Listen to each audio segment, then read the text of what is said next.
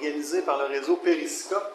Je suis Stéphane Allaire de l'Université du Québec à Chicoutimi et Annabelle Vioguet est avec moi, Annabelle Vioguet de l'Université Laval.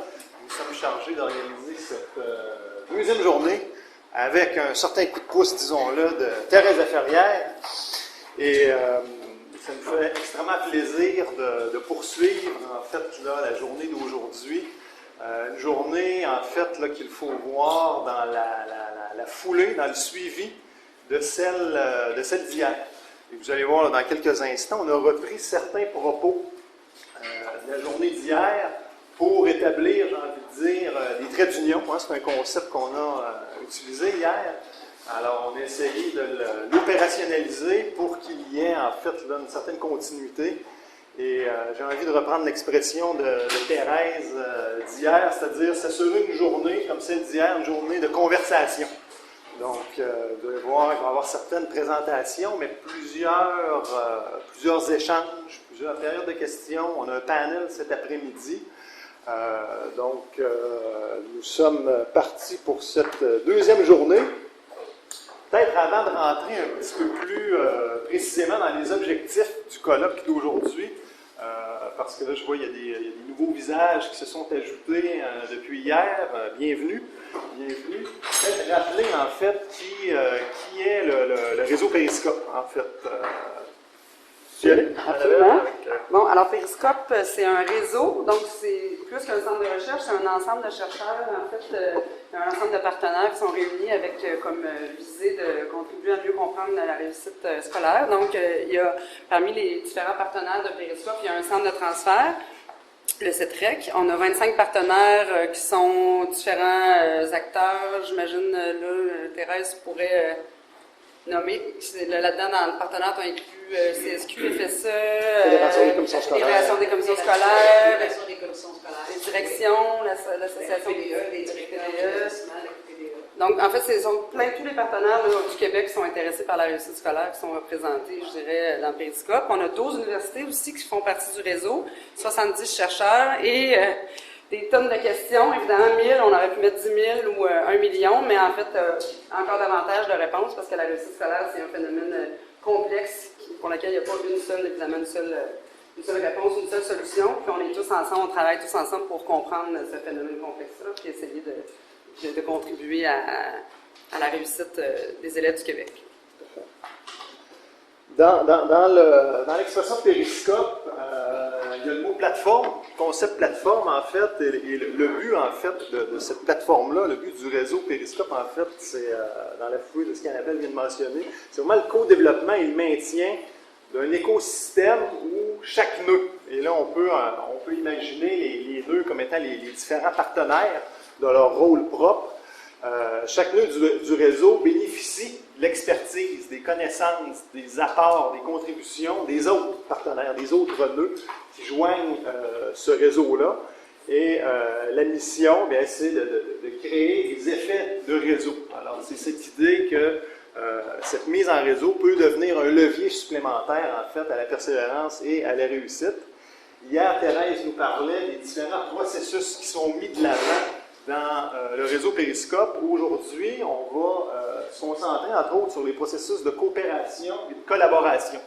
Parce que ce qui distingue la journée d'aujourd'hui de celle d'hier, c'est qu'on va vraiment se concentrer sur des approches méthodologiques. Des approches méthodologiques qu'on appelle issues de perspectives socioculturelles. Et donc, qui mettent de l'avant très fortement un aspect de collaboration. Évidemment, on va y revenir tout au long de la journée, mais simplement pour dire à ce stade-ci qu'aujourd'hui, on va avoir un regard un peu plus particulier sur ce processus, qui n'exclut pas évidemment qu'on puisse aborder d'autres éléments.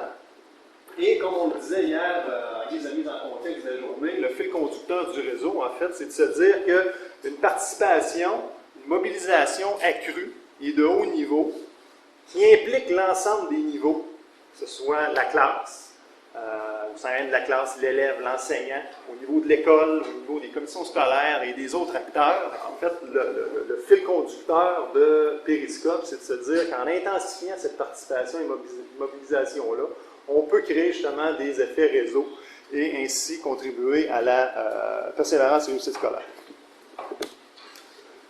Ce qui nous amène dans colloque en fait d'aujourd'hui qui s'intitule Méthodologie dérivée de perspectives socioculturelles pour composer avec les enjeux de la recherche en partenariat.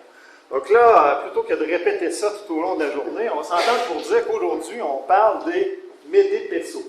Okay? Médé-Pesso. C'est pas très beau, c'est pas très chic. Thérèse a habituellement beaucoup plus de doigté et de poésie lyrique pour trouver des acronymes, mais aujourd'hui, on va parler de Médé-Pesso. Ça vaut ce que ça vaut, mais en tout cas. Donc, comme on disait d'entrée de jeu, Annabelle et moi avons joué un rôle là, dans l'organisation du colloque, mais nous avons été accompagnés par les autres personnes que vous voyez à l'écran. Donc, Sophie Nadeau-Tremblay, qui est une enseignante de la commission scolaire de la Jonquière. Alors, on parle de recherche en partenariat. Alors, on tenait à avoir une personne du milieu, en particulier une enseignante. Alors, Sophie a représenté, si on peut le dire comme ça, le point de vue des milieux scolaires dans l'organisation de cette journée. Il y a également Jean Bernatchez de l'UQAR à l'arrière qui nous a donné un coup de main et qui aujourd'hui va agir dans un certain rôle de grand témoin. Jean va intervenir un peu plus tard dans la journée.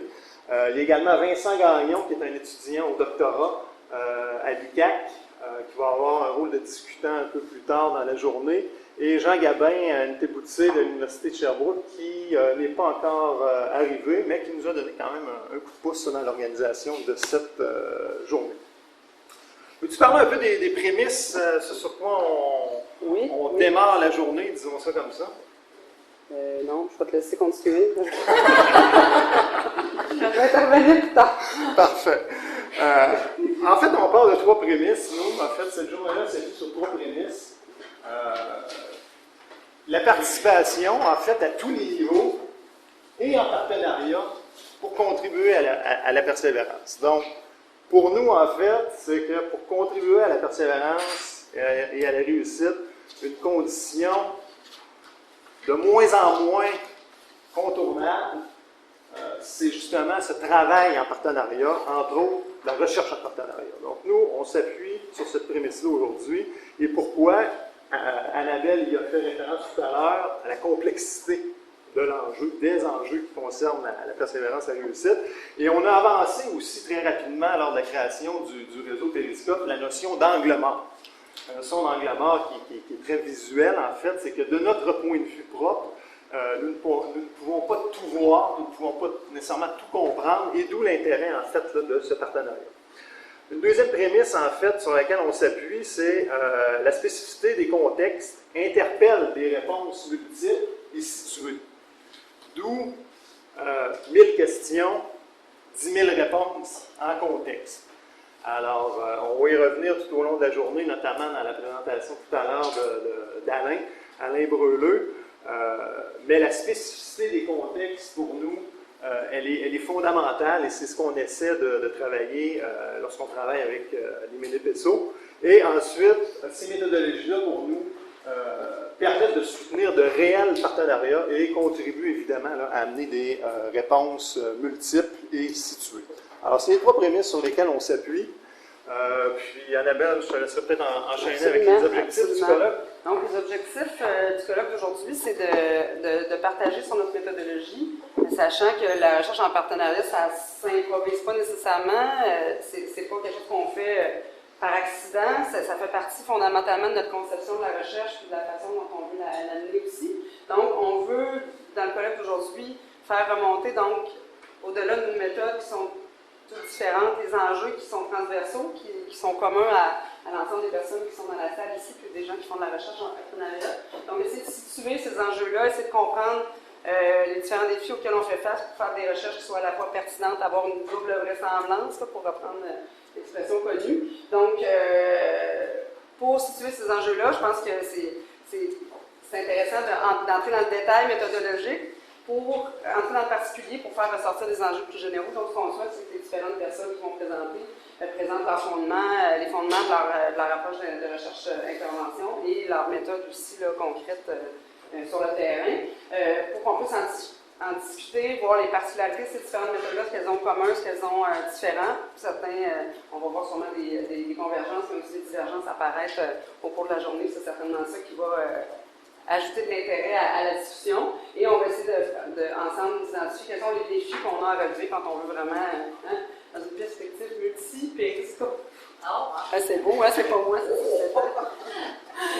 on pourrait dire dans une perspective médi-pescopique, alors, quand on s'inscrit dans cette perspective, dans cette vision de la recherche, cette conception de la recherche-intervention, quels sont les défis qu'on a à relever? Donc, c'est le but de la journée d'aujourd'hui. Oui, tout à fait. Et vous allez voir qu'on a essayé disons ça comme ça, de discipliner nos présentateurs, parce qu'évidemment, dans ce genre de rencontres-là, ce qui est souvent mis de l'avant, c'est des résultats de recherche. Et vraiment, l'accent qu'on souhaite mettre aujourd'hui, c'est davantage d'entendre parler et discuter, en fait, des approches en tant que telles, plus que des résultats. Alors, on a vraiment essayé, avec les présentateurs, là, de travailler en ce sens. Peut-être un mot sur pourquoi la recherche en partenariat. Il y a Karl Bereiter qui avançait il y a une couple d'années cette idée, en fait, de la nécessité d'identifier des objets communs et des objets, en fait, qui amènent les acteurs à transcender leur logique propre, mais évidemment en tenant compte. Et il y a son concept, moi, qui me parle beaucoup de connaissances pratiques fondées sur des principes, et c'est cette idée, en fait, pouvons-nous trouver des zones de dialogue qui sont communs aux chercheurs et aux praticiens pour générer en fait des savoirs qui vont à la fois être des savoirs pratiques et des savoirs explicatifs au sens de la recherche. Alors ça, c'est pour nous un des éléments de pertinence de la recherche en partenariat. Et ce qu'il y a derrière ça, en fait, c'est de transcender un peu l'espèce de dichotomie, parfois théorie-pratique, pour regrouper les deux et cheminer en ce sens-là. Alors, un premier élément de pertinence. Un deuxième, tu as dit un mot sur... Oui, bien pourquoi la recherche en partenariat? Au CRIRES, qui est dans le fond, le centre de recherche qui fait partie de Périscope, mais c'est vrai pour plusieurs personnes autour dans la salle aussi, le CRIRES a donné il y a plusieurs années un métacadre d'analyse qui est la théorie de l'activité. Et la théorie de l'activité, qui est illustrée ici par des beaux triangles, permet de comprendre pourquoi la recherche en partenariat est intéressante, parce qu'en fait, on se retrouve à une rencontre, si on veut, pour faire une explication simple, mais l'idée de cette théorie-là, c'est que chaque sujet, dans le fond, a un objet, c'est-à-dire cherche à faire quelque chose, puis cette activité-là est médiée par un ensemble d'outils, mais ça se situe dans un contexte aussi où il y a des règles, une communauté, une division du travail. Et l'intérêt de ce métacadre-là, c'est que ça met en évidence, en fait, ça revient à ce que tu disais tout à l'heure, qui est dans le fond de trouver un objet partagé.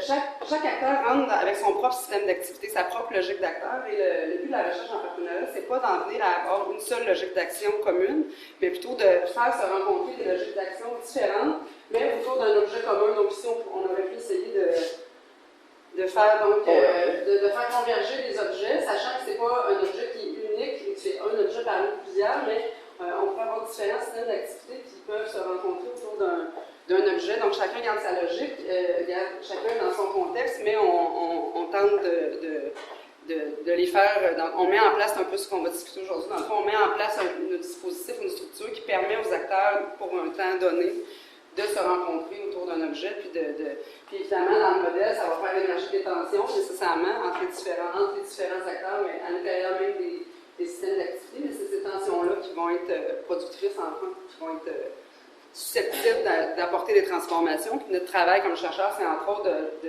parfois de faire naître des tensions, de les mettre en évidence, mais aussi de contribuer à leur résolution pour qu'on apprenne, en fait, tout le monde ensemble. C'était ça l'idée, j'imagine, d'être étriant. C'était l'idée. On va reprendre certains propos d'hier et on n'a pas de visée d'exhaustivité, mais simplement pour établir, là, comme on le disait d'entrée de jeu, certains traits d'union avec ce qui s'est dit hier versus certaines pistes de réponse, certaines pistes de discussion qui sont susceptibles d'être abordées hier. Alors, hier, il y a Didier Paclin, en fait, qui nous parlait de connaissances dans le sens que vous voyez à l'écran. Et en fait, Didier nous expliquait l'importance de travailler de sorte à justement créer du sens auprès des apprenants.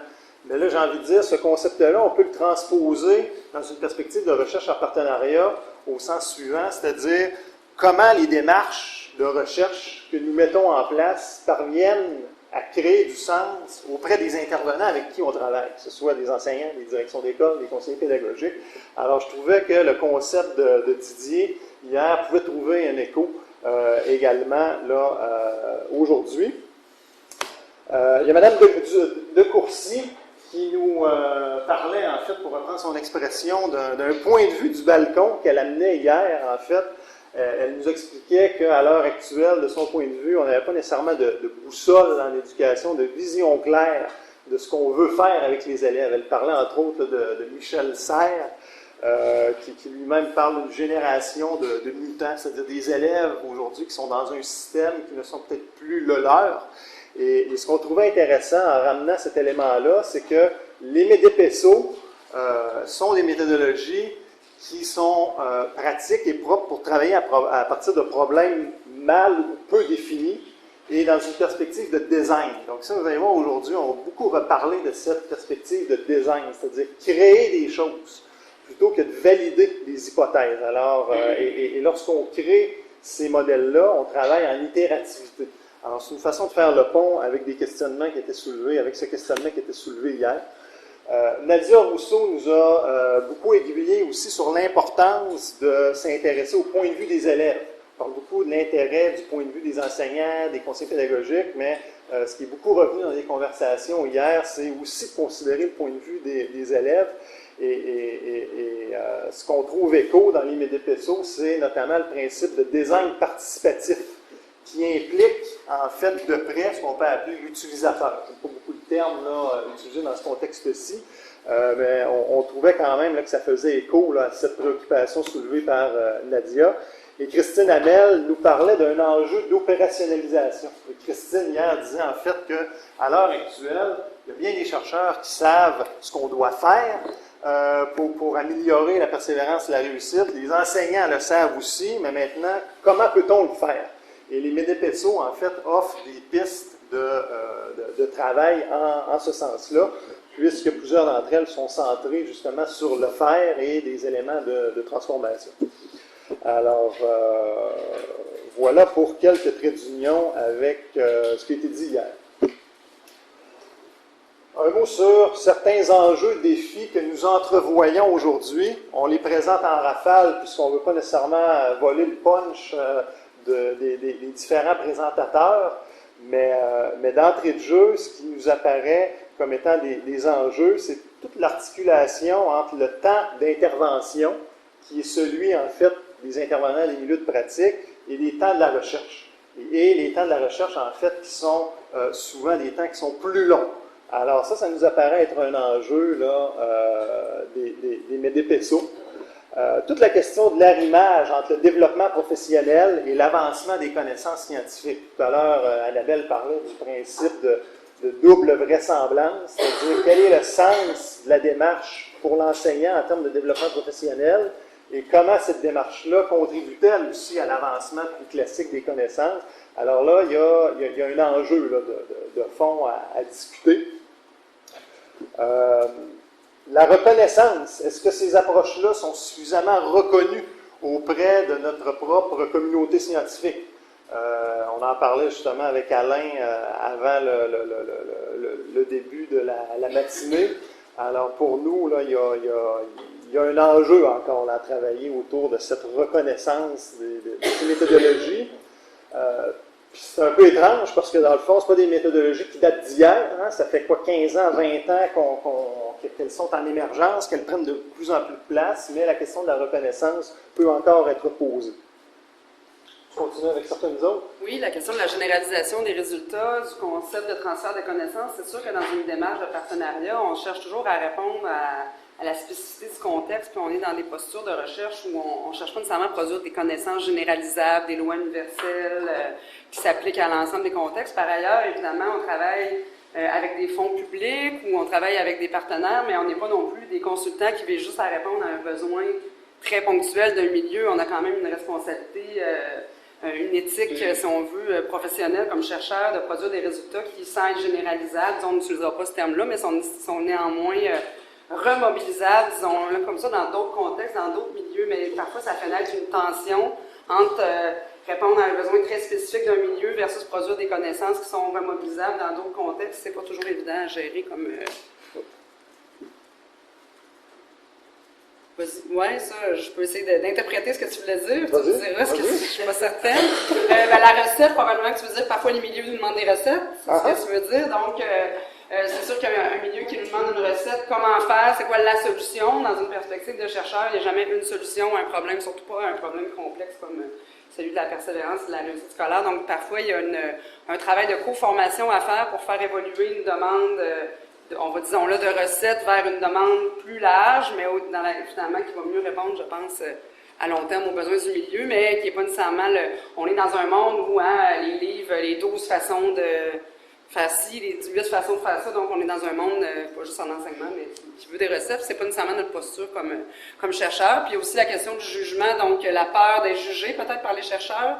Nous, on arrive toujours comme chercheurs, je pense que c'est commun à toutes les personnes qui vont présenter aujourd'hui, on arrive dans les milieux avec une posture bienveillante, de compréhension, où on comprend une logique d'acteur, mais les gens peuvent avoir peur d'être jugés, qu'on évalue leur travail, ce qui n'est pas nécessairement notre posture, mais c'est quelque chose qui est à déconstruire aussi. Puis, donc, il y a un lien de confiance qui doit être mis en place. Peut-être le concept de délibération aussi, qui aurait peut-être pu remplacer jugement, en fait, c'est-à-dire que dans certains cas, comme tu dis, on souhaite des recettes, mais en même temps, on parle beaucoup des spécificités des contextes qui nécessitent de s'adapter à ces contextes-là et donc de faire preuve de délibération. Alors, c'est peut-être un complément là, à cet élément-là. Évidemment, le délicat équilibre entre le respect et l'adaptation des procédures de recherche. Parce qu'évidemment, la réalité du terrain peut être mouvante. Alors, en quoi peut-on en tenir compte comme chercheur sans nécessairement, j'ai envie de dire, travestir ou réduire la rigueur de la démarche de recherche? Ça nous apparaît être un autre enjeu là, qui pourrait être discuté et qui sera possiblement abordé. Toute la question de la nature des diffusions des résultats, sous quelle forme, comment, à qui, à quelle fréquence, un autre élément. Un dernier mot avant de passer peut-être à notre conférence d'ouverture. Absolument. Donc, en fait, moi, j'étais ici entre autres comme nouvelle chercheuse. Bon, en fait, je suis chercheuse depuis 7 ans, mais je me considère encore comme une nouvelle chercheuse parce que le développement professionnel, ça se passe sur plusieurs années. Puis, je pense que les enjeux qu'on vient de nommer sont tous vrais pour les nouveaux chercheurs également, mais il y a certains enjeux plus spécifiques encore je crois, pour les chercheurs en émergence.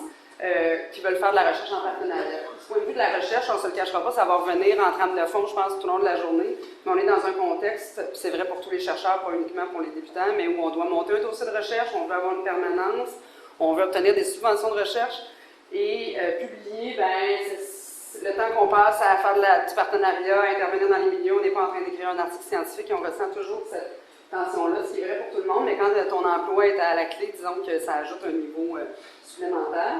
Un jeune chercheur aussi, ou une jeune chercheuse doit s'insérer dans un collectif de travail, percevoir les normes, les implicites, ce qui est attendu. Et certains collectifs de travail en recherche sont plus ou moins favorables à la recherche en partenariat, on ne se le cachera pas. On a beau faire partie d'un réseau comme celui Periscope, il y a des gens qui peuvent se sentir plus isolés dans cette posture-là, qui n'est pas nécessairement partagée par tous les collectifs de travail. Il y a aussi la conciliation entre la recherche et les autres fonctions universitaires, dont l'enseignement. Entrer dans l'enseignement, c'est être en mode survie, c'est vrai du préscolaire jusqu'à l'université. C'est pas rare donc que les enseignants, les nouveaux chercheurs soient en mode survie pour leur enseignement dans les premières années aussi. On est à la semaine, on prépare des cours, on s'approprie parfois aussi même le métier d'enseignant qui parfois est une nouveauté pour plusieurs. Donc c'est pas nécessairement un contexte où on est très disponible pour faire de la recherche du partenariat, même si c'est ce qu'on veut faire dans la vie.